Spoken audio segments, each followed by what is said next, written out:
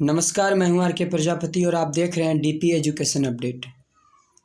आज हम बात कर रहे हैं महत्वपूर्ण शब्दावली पे। आज का विषय है हमारा पर्यावरण एवं पारिस्थितिकी और टॉपिक है समुद्री घास। समुद्री घास के विषयों पे आज चर्चा करेंगे। आखिर ये समुद्री घास होता किस प्रकार का है, कहाँ पाया जाता है, किन इलाकों में पाया जाता है और इनसे संबंधित प्रश्न पूछे जाने जितने भी प्रश्न पूछे जाते हैं परीक्षाओं में, उसके विषय पे हम बात करेंगे। आप हमारे साथ अंत तक बने रहेंगे जिससे कि समुद्री घास के विषय में ज़्यादा से ज़्यादा जानकारी आप तक पहुंच पाए। ठीक है, जिससे कि किसी भी टॉपिक पे, किसी भी क्षेत्र से समुद्री घास के विषय में अगर आपसे प्रश्न पूछा जाए तो आप सही जवाब दे सकें। चलिए बढ़ते हैं आज के सेशन में।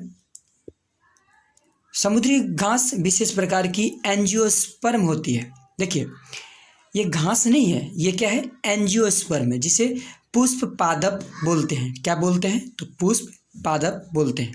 ठीक है, जो घास की तरह प्रतीत तो होती है पर ये घास नहीं होती है। समुद्री घास में विकसित पुष्प खिलते हैं। जो समुद्री घास है उसमें कैसे पुष्प खिलते हैं? तो विकसित पुष्प खिलते हैं। ठीक है, ये पूरी तरह पत्ता तथा तने में विभाजित होता है। ये पूरी तरह कैसा होता है? पत्ता तथा तने में, मतलब ना ही ये पत्ता पूर्ण रूप से प्रतीत होगा और ना ही तने पूर्ण रूप से प्रतीत होगा। हल्का सा मोटा है तो ये तना प्रतीत होता है और पतला है तो ये पत्ता प्रतीत होता है। मतलब ये सिंगल होता है। ठीक है, ऐसे सिंगल। ठीक है, चलिए देखते हैं आगे। ये समुद्र के इन इलाकों में रहते हैं जहाँ की शांत, हल्के तथा दलदली तटीय क्षेत्र पाए जाते हैं।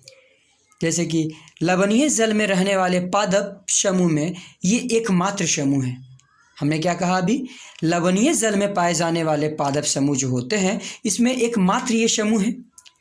ठीक है, ये भारत के तमिलनाडु राज्य के दक्षिण पूर्वी तटीय क्षेत्र में, कहाँ पे, जिसकी ये तमिलनाडु का आप देख रहे हैं, तो ये दक्षिण पूर्वी तटीय क्षेत्र, लक्षद्वीप, अंडमान एवं निकोबार द्वीप समूह क्षेत्र में पाई जाती है। ठीक है, तमिलनाडु एवं लक्षद्वीप के तटीय क्षेत्रों में लवणता अधिक होने के कारण समुद्र घास की प्रचुरता है।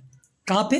देखिए, तमिलनाडु और लक्षद्वीप क्षेत्र में जो समुद्र में लवणता है अधिक होने के कारण यहाँ पे समुद्री घास की प्रचुरता अधिक होती है। ठीक है, चलिए देखते हैं विशेष तथ्य के रूप में। यहाँ पे लोकेशन देखेंगे सी ग्रास इकोसिस्टम के बारे में। ठीक है, चलिए, सी ग्रास इकोसिस्टम का लोकेशन कहाँ का है, किस किस क्षेत्रों में ये समुद्री घास पाए जाते हैं, देखते हैं इसमें। तो हमने अभी बताया था लक्षद्वीप के इलाके में पाया जाता है। क्यों पाया जाता है? क्योंकि यहाँ पे इस समुद्र में लवणता अधिक है। अधिक लवणता होने के कारण यहाँ पे समुद्री घास पाया जाता है। किस क्षेत्रों में? तो लक्षद्वीप के क्षेत्रों में। यहाँ पे देखिए, कच्छ की खाड़ी में पाया जाता है यहाँ पे। ठीक है, इस आसपास कच्छ की खाड़ी में भी पाया जाता है। देखिए, मन्नार की खाड़ी में पाया जाता है। पाक जल संधि के क्षेत्र में पाया जाता है यहाँ पे। ठीक है, और यहाँ पे क्या है, देखिए चिल्का झील जो उड़ीसा के पास है, इस क्षेत्रों में ये समुद्री घास पाया जाता है। और एक हम लास्ट बात किए थे अंडमान निकोबार द्वीप समूह के पास, इन क्षेत्रों में समुद्री घास पाए जाते हैं। ठीक है, चलिए देखते हैं समुद्री घास होता किस प्रकार का है। देखिए, ये आपको समुद्री घास दिखाई पड़ रहा होगा। ये एक रेसे टाइप का होता है। ठीक है, एकदम रेसा टाइप का, ऐसे एकदम रेसा टाइप का निकला हुआ है। ठीक है, ये समुद्री घास टाइप का, मतलब ये ऐसा नहीं कि एक डंड, मतलब ये तना होगा फिर उसमें ऐसे पत्ती होगा, ऐसा नहीं है। ये जो भी होगा एकदम सिंगल होगा, चाहे इसे आप तना बोल लीजिए या पत्ती बोल लीजिए। ठीक है, चलिए देखते हैं।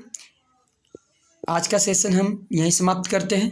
यहाँ तक आपको बने रहने के लिए बहुत बहुत धन्यवाद। अगर आपने अभी तक हमारे चैनल को सब्सक्राइब नहीं किया है तो पहले हमारे चैनल को सब्सक्राइब कर लें, जिससे कि अपडेटेड जितने भी वीडियो रहेंगे वो आप तक समय समय पर पहुँच जाए, जिससे कि आपको परीक्षाओं में गलती होने से बचाया जा सके।